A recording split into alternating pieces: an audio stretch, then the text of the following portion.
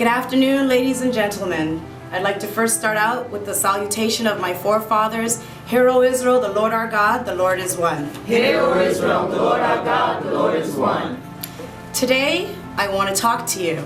I want to talk to you about the women of old. The women of old that you and I are connected to. Even the descendants of the children of slavery. We are connected to them. You and me, but how? The women of old that I'm speaking about are from the book.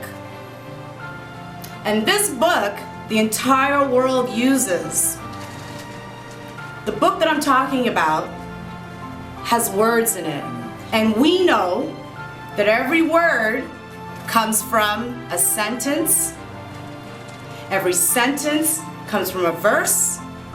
And every verse comes from a chapter, and every chapter comes from a book. And all books of the Bible are written by Israelites, for Israelites.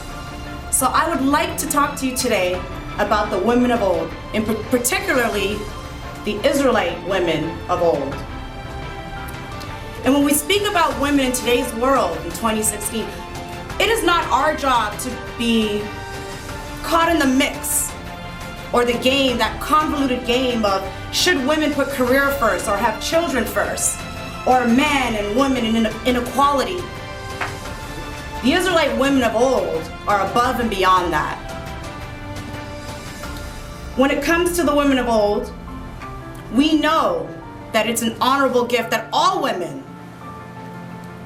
have a gift of childbearing. Childbearing is no easy task. An even more difficult task is rearing up that child into a young man or a young woman. Any woman anywhere can have a child.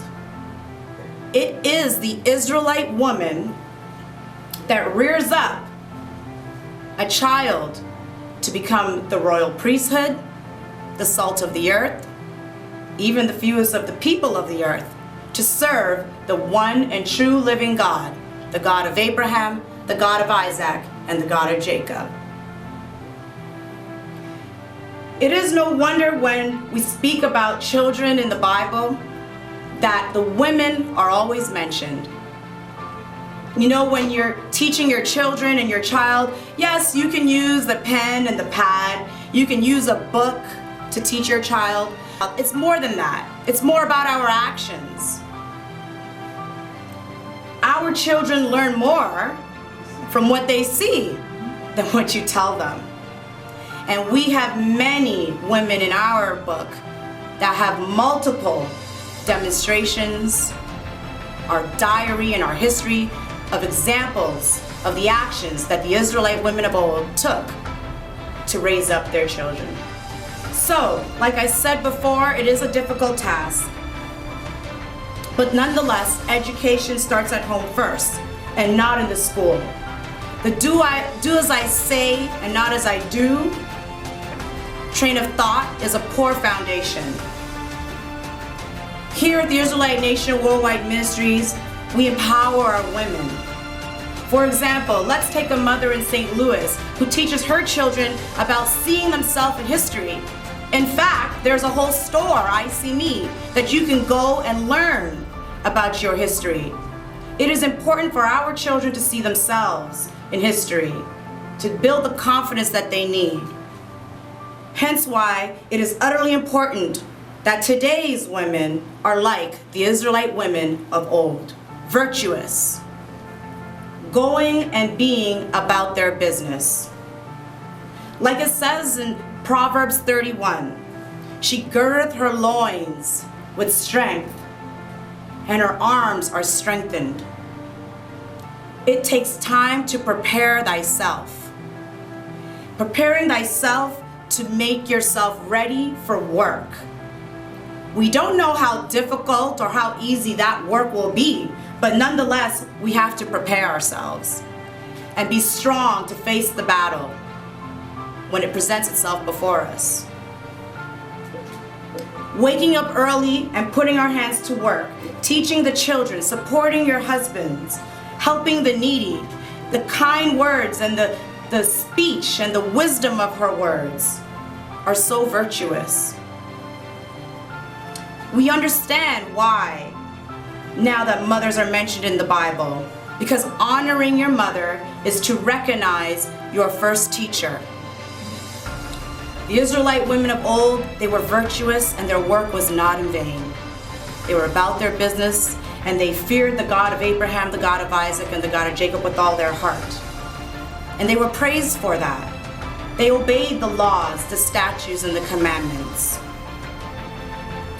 For example, Miriam played the timbrel and she danced even before God. And she was a prophetess. We have Huldah, who was a prophetess, and she delivered message even from the God of Israel to the priests. So when we look at the Israelite women of old, no, they were not silent. They endured. They were courageous.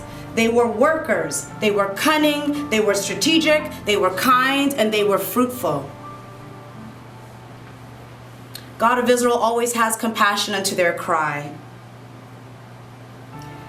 It really takes a certain type of woman to truly understand the Israelite woman of old, knowing her self-worth, pertaining to the duties of her husband, her children, herself, and to the God of Israel. If we understand the value of serving the God of Israel, then we too must know that if God of Israel is our bridegroom, then we adorn ourselves with truth and with wisdom and understanding, knowing that we put those things in order to be his bride. With that, I bid you peace. Hear, O Israel, the Lord our God, the Lord is one.